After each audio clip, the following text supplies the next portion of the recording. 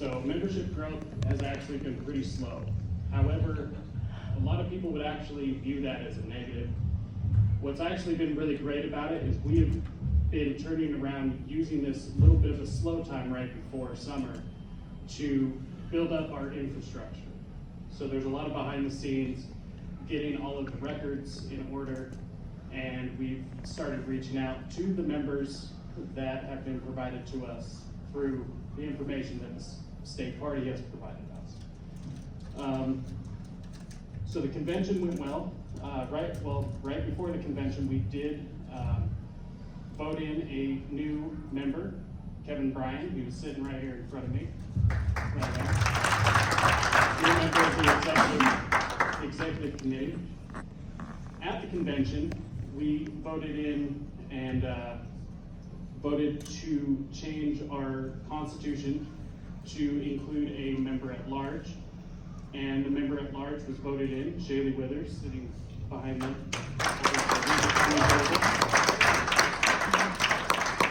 We nominated two candidates. First, Brian Rowley, who is running for county commissioner.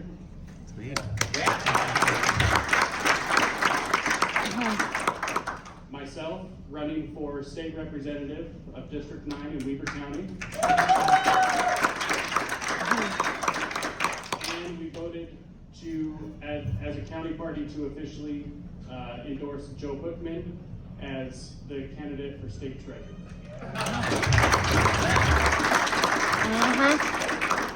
So I'd like to ask Brian to come up and make his speech.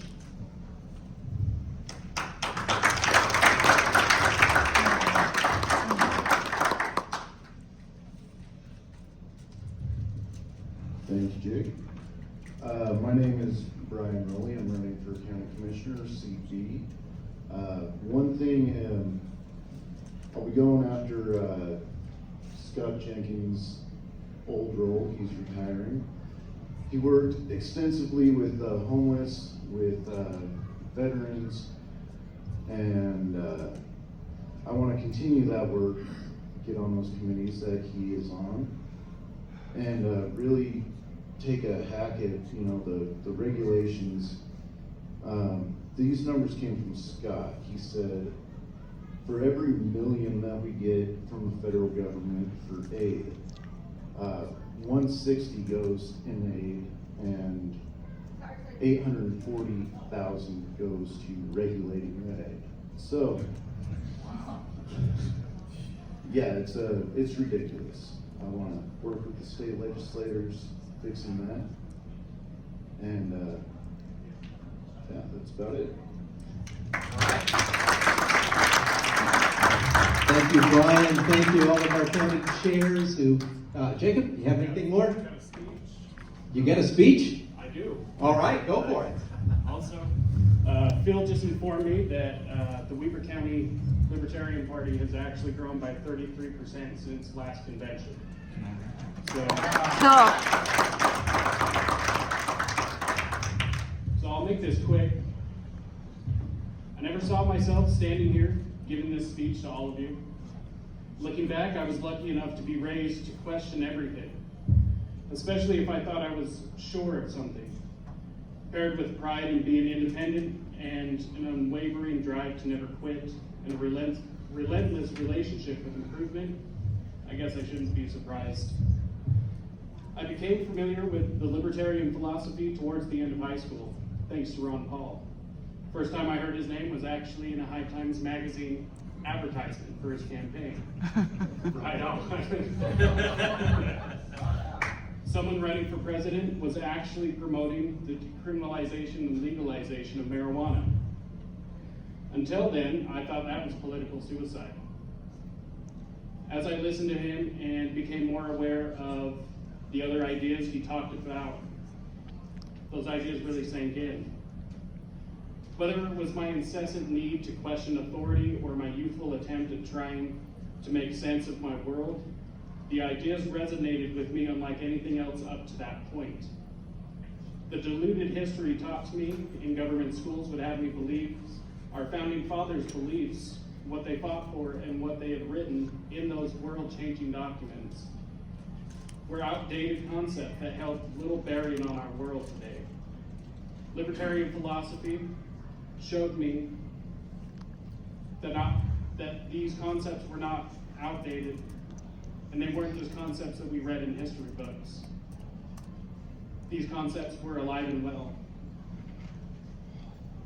Not for many years would I understand the impact of the influence that these ideas would have on me. I never wanted to actively work towards any political end. I felt that living the principles, discussing the ideas, and voting when the time came was enough. By the end of 2019, I was realizing my prevarication was unsustainable, a mere matter of steps into 2020, and any remaining delusion of inactivity had imploded.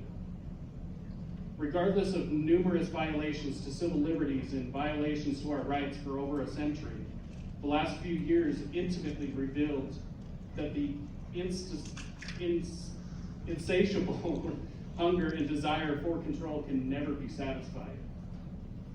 The people who swore to uphold and protect are the very ones who enslave and abuse, who rob us, send us to die in foreign lands, beat us in our streets while they pit us against each other, only to blame everything except for themselves. Gaslighting everyone into thinking their expansion will solve the issues that their incompetence and wickedness has created. I am told there is a difference between the red, the blue. May I ask where? My eyes cannot distinguish.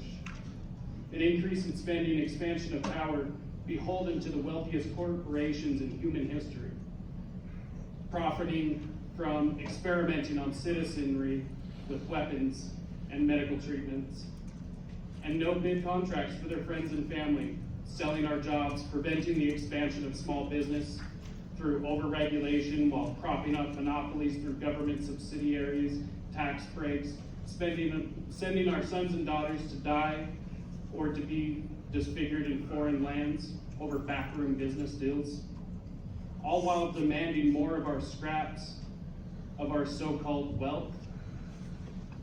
They allow us to keep what they have already taken a third of, a wealth which continues to be devalued through manipulation, borrowing, and market manipulation.